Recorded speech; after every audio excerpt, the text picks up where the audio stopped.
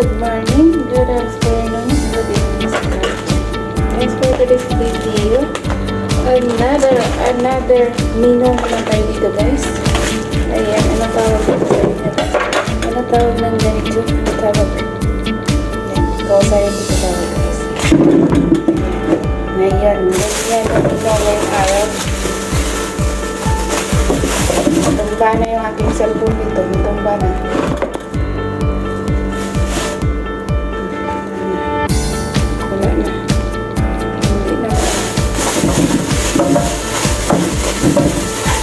Basta, pag nagaling mo ng doon guys,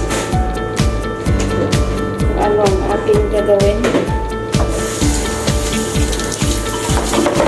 open ko siya ng basta guys. Open, mamaya lagyan ko ng sauce, lagyan ng karne sa gitna, iwain yung gitna, ayan, para tatanggalin yung loob.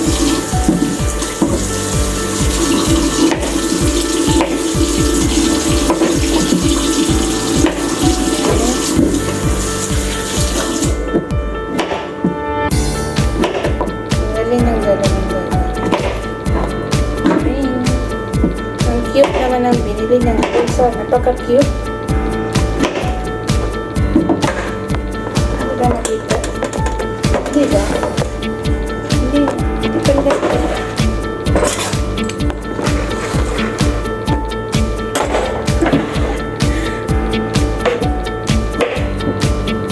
Ang cute. Super cute.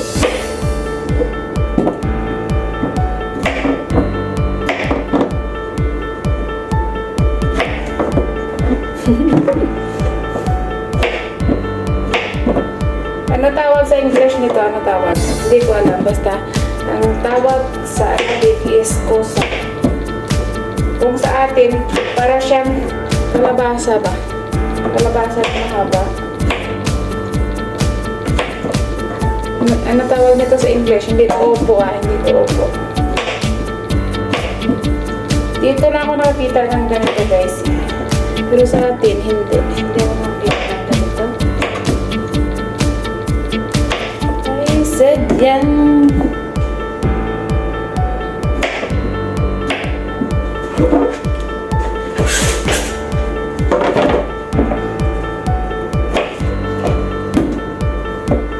Wow.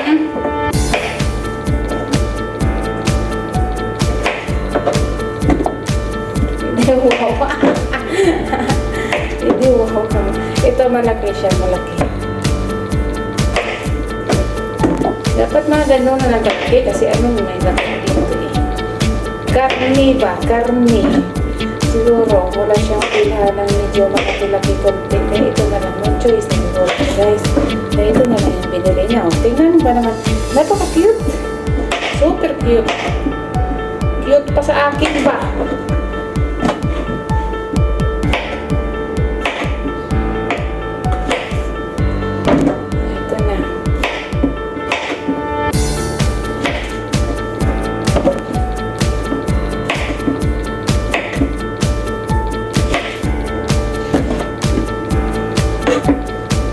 Ito guys, matrabaho kasi tatanggalin mo yung gitna niya tapos papalitan mo ng karne.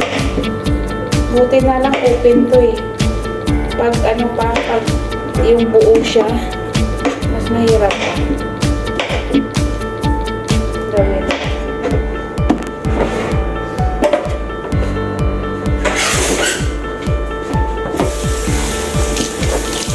Dito na tayo guys ha. Tanggalin na yung kanyang gitna.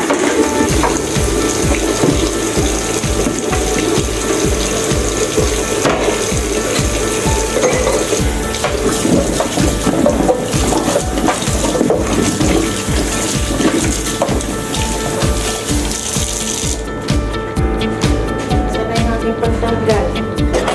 Ito na. Ganito na yun guys. Natanggalin mo to siya guys. Ayan. Sorry na, hindi ko. Ayan, tatanggalin mo yun siya. Lahat ng gitna na to, ubusin mo itong lahat.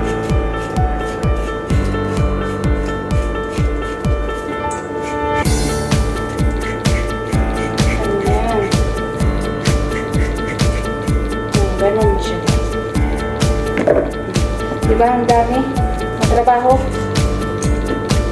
Pero nasarapan sila ito kumain.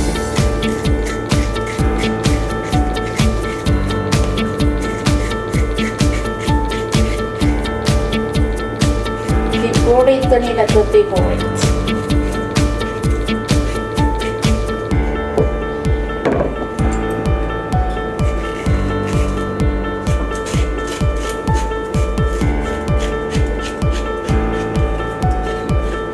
Tanggal pa mo.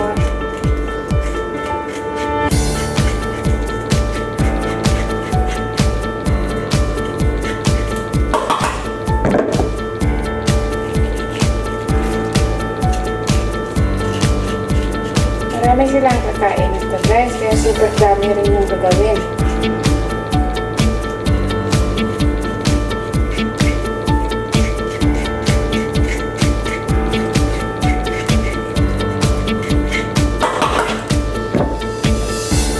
Pero mga ganito sana kalaki, okay lang. Mabilis matapos na. Ito naman, napaka-cute naman yung binili niya.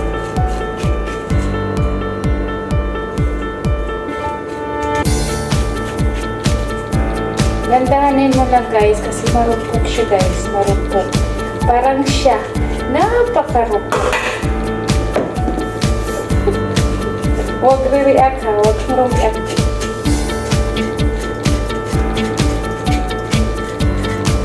Marupok ka ba?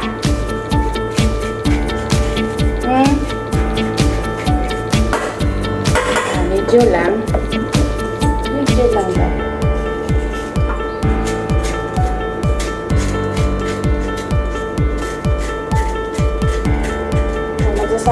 Magsasawa na sila nito sa kapanood ng video ko. Sabi niya, kanina pa itong tanggal ng ano, ng loob. Hanggang ngayon, hindi pa na tapos-tapos. Kailan kaya matapos to? Kasi madami naman yan guys. Siguro mga ano yan, mga 2 kilo siguro yan. 2 kilo. Or 3 kilo na po sa ito.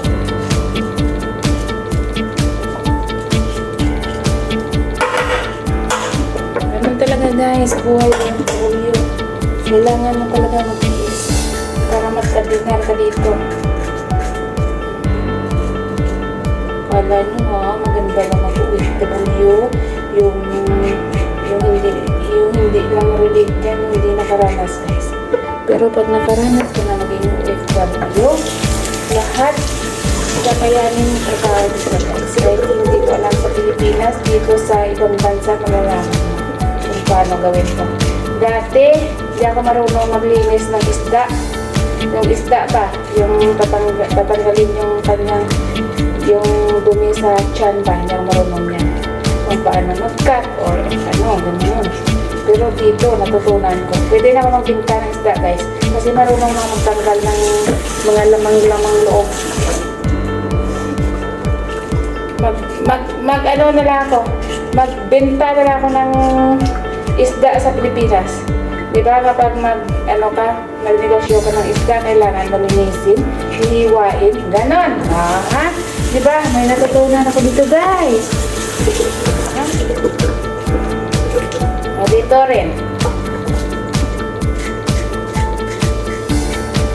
O. Kasi sa Pilipinas, hindi man masyado nag-ulam ng isda, puro gulay yung ano dun eh. Puro gulay yung ulam. Pero mas masarap yung gulay guys. Kaysa puro karne yung kainin mo. Marami kang sakit-sakit kapag puro karne. Mas maganda pa yung nag-ano ka na lang, more vegetable and more fruit. At saka, fresh air pa sa atin, fresh air. Dito, fresh air din naman dito eh, kaya lang pag walang AC dito, walang aircon, hindi ka rin mabuhay dahil napakainit din naman sa loob ng bahay or electric fan. Pero sa atin, kahit wala kang electric fan doon, wala kang AC, mabubuhay ka doon. Dito, nako, gumulong ka sa loob ng bahay. Pag walang hangin, hindi ka makahinga. Doon ka lang tumambay sa rooftop para makahinga. Pero pag taglamig naman, ay grabe naman. Ginaw na ginaw ka din naman. buhay ng OFW guys. Kailangan mo magtiis. Pag hindi ka matyaga, huwag ka na mag-abroad. Kailangan mo matyaga talaga guys. Dapat hindi ka maarte. Hindi ka maarte. Pag maarte ka, huwag ka na mag-abroad.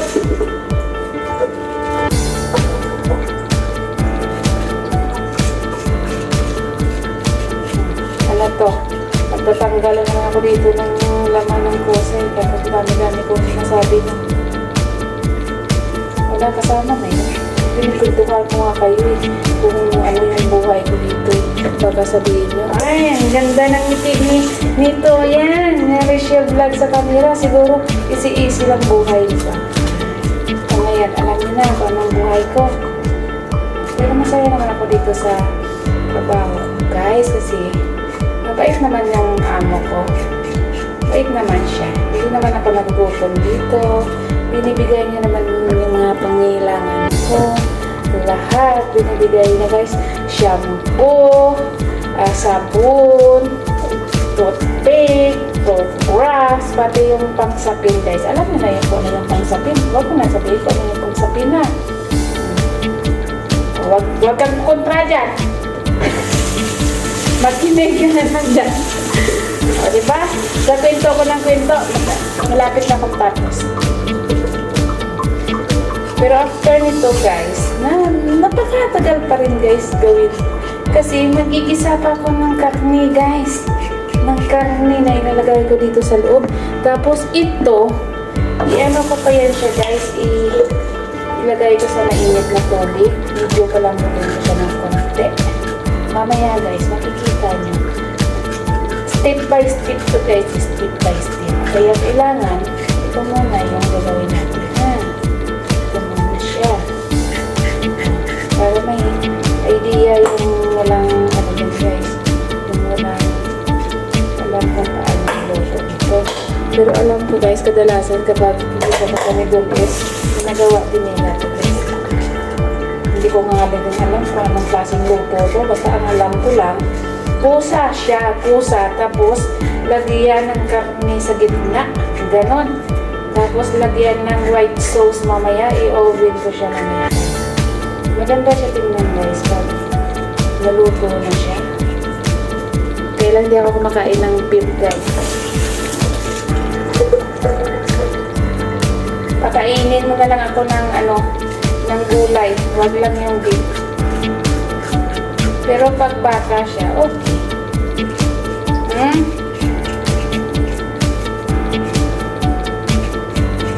Ano daw?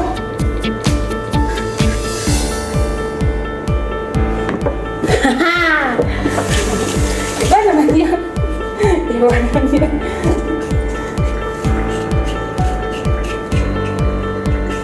Oh, napaka-cute. Pero maganda ito guys. Kung mga ganito pala ito, mabilis na ito.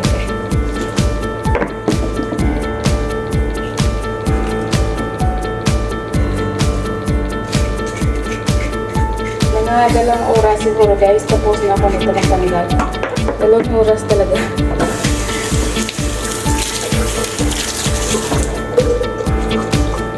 Diba? Alam niyo na, napakatrabaho. Pag ganito yung lulutuin na. Bibiakin mo pa siya, tatanggalan mo ng laman.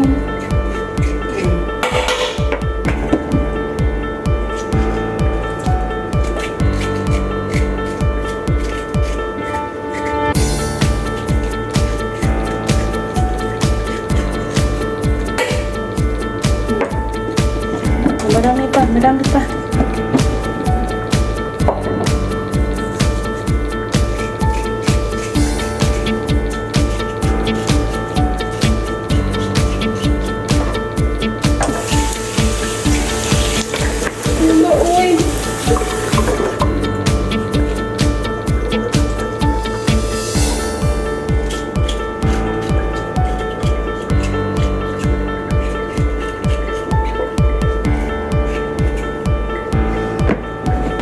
Lapit na guys, kunting tiis na lang.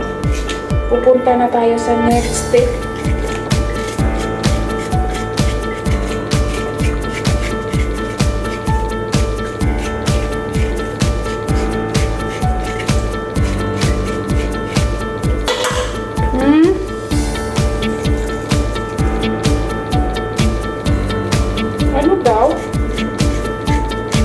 Tapusin mo.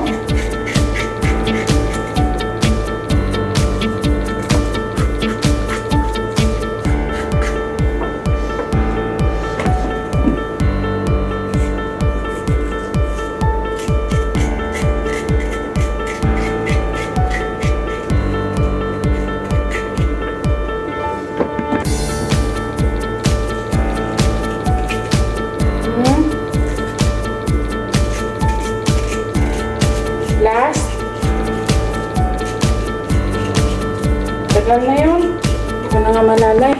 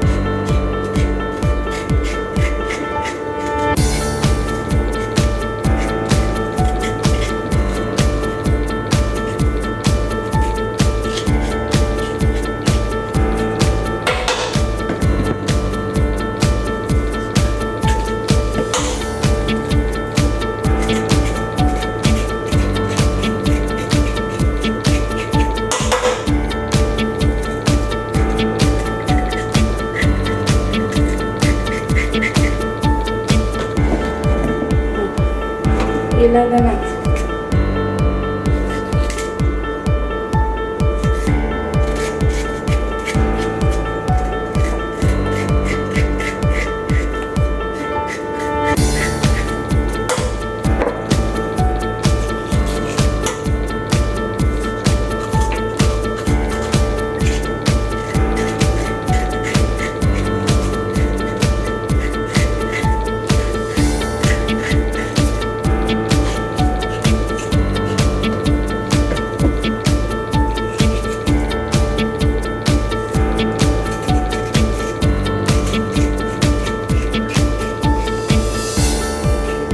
Habang nag-antay na matapos guys, babad natin siya sa tubig. Ito na lang. Babad sa tubig para matanggal yung mga ito. Para maging makikilip ko na. Babad nyo na.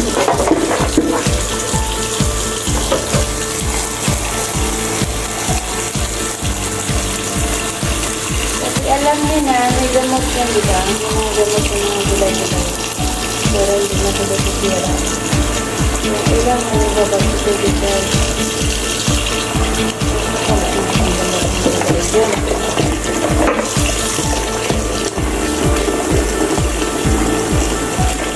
Hindi naman tayo mabilis matibol.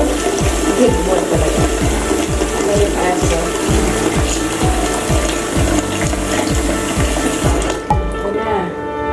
Finally guys, 4, 4 na lang. Ayan, tumatawag na yung amo ko guys, di ba? Wait lang.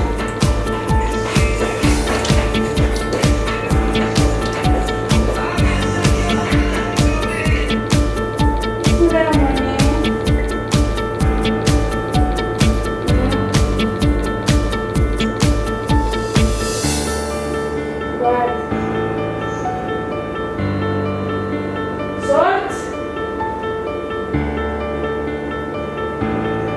Yeah, okay. But I make all that. I make it all.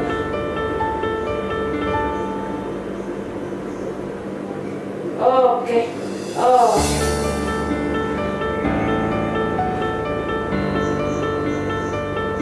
Yeah, I see. Very small. Cute. Okay. Okay, madam. Somebody bring sweet, madam. What did I make?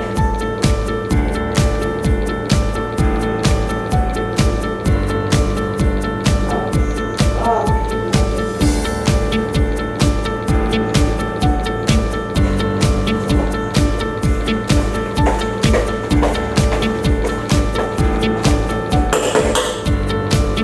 Istorbo pa, istorbo.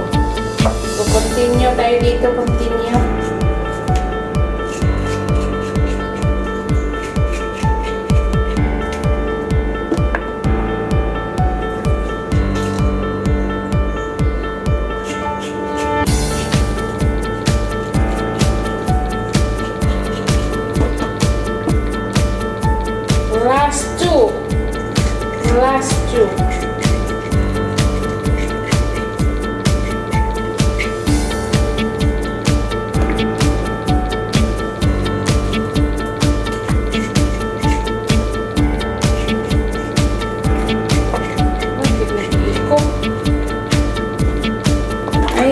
handa na ako guys sa pagtanggal. Hugasan natin to guys.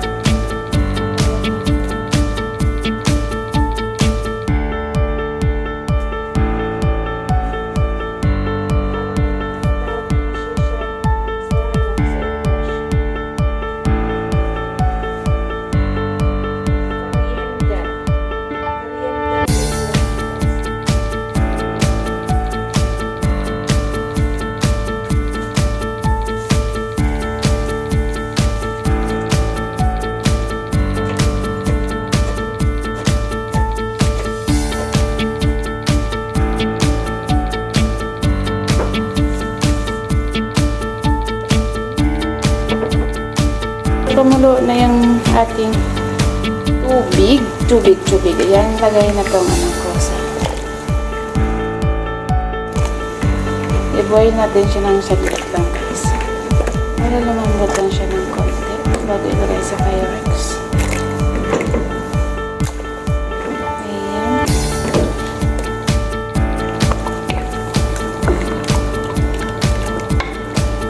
Huwag natin siyang lutuin ng matagal guys.